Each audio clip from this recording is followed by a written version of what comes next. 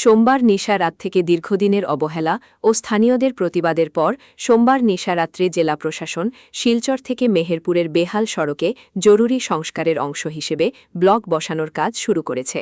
রাত্রিবেলা শুরু হওয়া কাজটিতে রাস্তার ক্ষতস্থান ও গর্ত ভরে ব্লক বসিয়ে ট্রাফিক স্বাভাবিক করার চেষ্টা করা হচ্ছে। এলাকাবাসী জানান, দীর্ঘদিন ধরে চলমান সড়ক সমস্যা যাতায়াতে বাধা সৃষ্টি করছিল এবং দুর্ঘটনার ঝুঁকিতে পরিণত হয়েছিল। স্থানীয়দের পক্ষ থেকে জেলা শাসক ও সংশ্লিষ্ট দপ্তরের দ্রুত উদ্যোগকে স্বাগত জানিয়ে ধন্যবাদ জানানো হয়েছে। আজকে আমরা অনেক খুশি। আমাদের যে মেহেরপুরের রাস্তা নিয়ে আমরা কিছুদিন আগে এটা প্রতিবাদ করেছিলাম।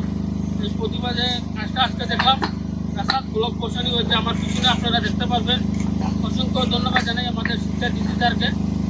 ওনার প্রচেষ্টা আজকে আমাদের রাস্তার ব্লকটা বসেছে। আর সঙ্গে আমাদের মেহেরপুরবাসীকে সবাইকে অসংখ্য ধন্যবাদ যে আপনারা আমাদের সঙ্গে ছিলেন। এই জন্য আজকে রাস্তার কাজটা হয়েছে।